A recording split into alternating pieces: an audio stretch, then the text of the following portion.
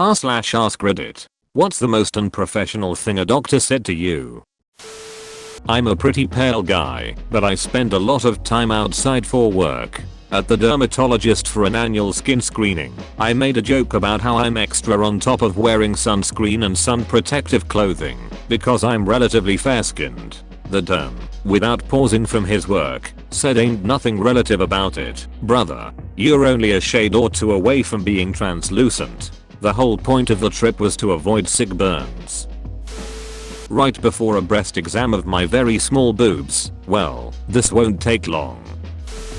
A urologist told me I'm the dick doc when we first met. Made me laugh, but seems a bit off. You have a kidney stone. Oh, and cancer. Oh, I have one.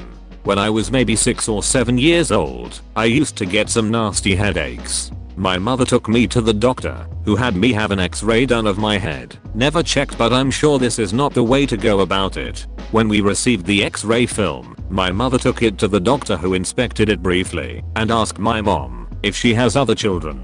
My mother, confused, said she has one more daughter, and the doctor replied saying, "Ah, good, because your son has a brain tumor." I had ducking boggers for duck's sake. Headaches were caused by sinusitis. One day while at my college cafeteria, I badly burned my hand on something hot. I rushed over to the campus health office, my skin literally dripping off my hand, begging for some kind of relief from the intense pain. After making sure I wasn't allergic to anything, the nurse oddly asked if I was sexually active. I told her no, confused why that mattered for my burned hand. She then reviewed my current medications, an inhaler for asthma, ADD medication, and birth control pills. With a smug grin, she questioned why I was on birth control if I wasn't sexually active. Frustrated and in agony, I yelled back in case the mood strikes me, "Now can you please help fix my burned hand?" The doctor said it to my mom. She took me in because she had a feeling I had meningitis. I was 14, and the doctor told her there was no evidence of meningitis. She insisted they do a spinal tap to make sure it wasn't meningitis. The doctor told her they weren't going to waste tests on a hunch. She took me out of that hospital and drove to a children's hospital an hour away. She told them the same thing, and they told her there were no signs. She insisted a spinal tap. They did the spinal tap, and it turns out I had meningitis. Lol, and to this day, I still do not go to that first hospital. Pricks. I was having some really intense pain in one of my bones, and was worried it was some sort of bone cancer. My doctor told me to come back in like 6 weeks, and I was like, if it's bone cancer, is it bad to wait that long? And he's like, with this much pain, if it's bone cancer, it's already too late anyway, and 6 weeks won't make a difference. Okay. That's incredibly comforting. You load trucks for a living. Get used to the shoulder pain. It's part of the job. Yay. Turns out that part of the job was a torn rotator cuff. I went years without treatment because of that ass. That pain in your stomach? That's just stress from school. Don't worry about it. It was summer break for duck's sake. I was hospitalized 2 weeks later with a really bad stomach infection which spread to and burst my appendix. Thanks, doc. I went to get antibiotics for strep throat because my throat was mostly swollen shut. The doctor asked if I was allergic to anything, so I said yes, I'm allergic to penicillin. Yeah, okay. I doubt you know that on your own. You know you need a doctor to decide that, right? I did. When I took penicillin and was rushed to the ER because my entire body puffed up like Violent when she ate the gum in Willy Wonka. I nearly died taking it, and he was going to prescribe it anyway because he wouldn't believe I could possibly know what medications I'm allergic to. He didn't say it to me, but he stepped out to the doorway of my room, into the hallway, and announced to the nurses station and everyone else in earshot that I was pregnant and didn't know it. The mass he mistook for a fetus was a tumor. I don't know why, but some of the doctors I saw were so damn convinced that I had to be pregnant or had to have some kind of STD at 15 because of my symptoms. After I ended up in the emergency room, they found out I had brain cancer. Not a doctor, but but a PA I was maybe 9 years old, at a clinic for being sick, sore throat, etc. The PA pulls out the tongue depressor thing, says open wide, stick out your tongue and say oh. I gag and gag. Ducker says how cute, in a few years, you will learn how to not gag. Was 15, I'm almost 30 now, and had been experiencing nightmares for years, since I was a child. I asked my dad to come with me for the doc visit. The doctor told my dad I was making it up for attention, and my dad believed him, and berated me for wasting his time. One of my worst memories, to be honest. When I turned 35, my doctor asked me if I was planning on having kids. I was single, so I told her it seemed like a non-issue.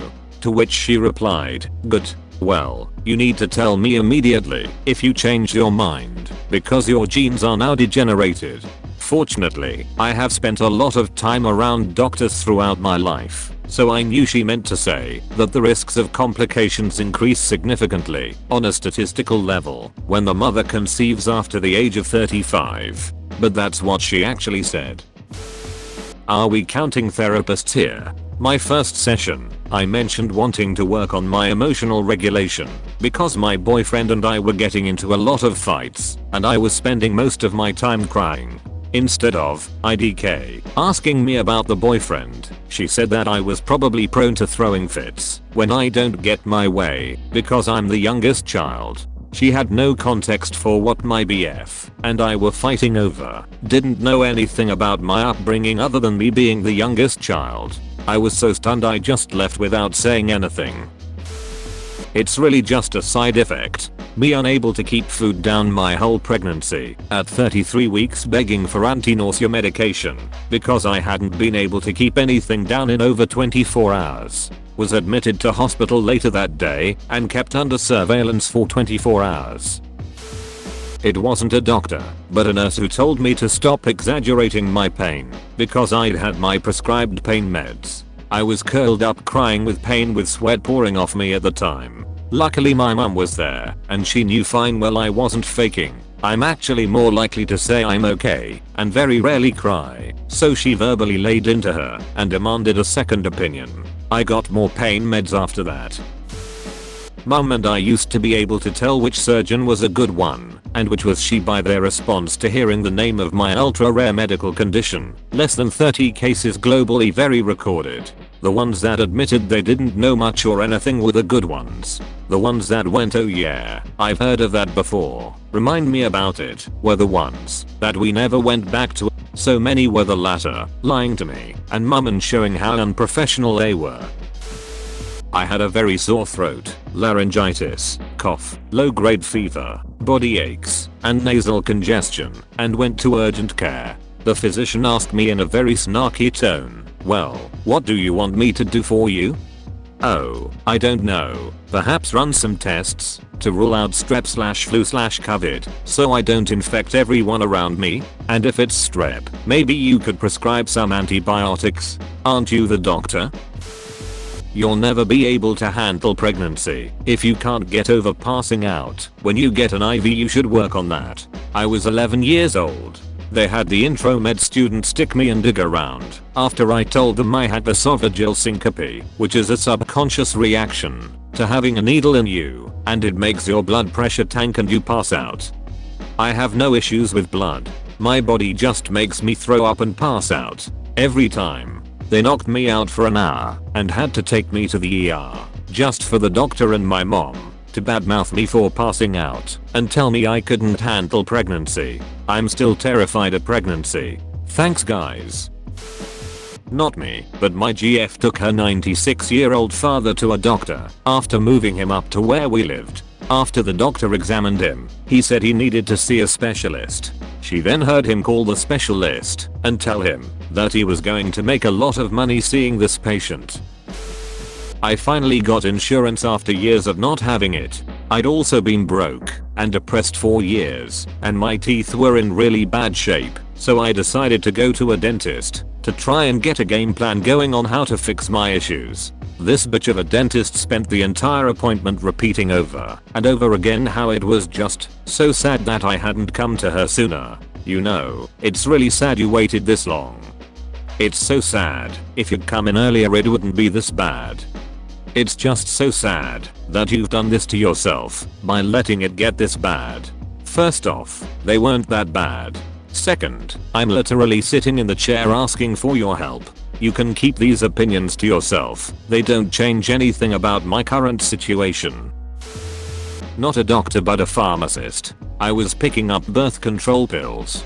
He handed them to me in a paper bag and said he put some reading material in there. Opened it in the car and it was some religious brochure about how premarital intercourse is a sin and I'm also going to hell for using birth control lol.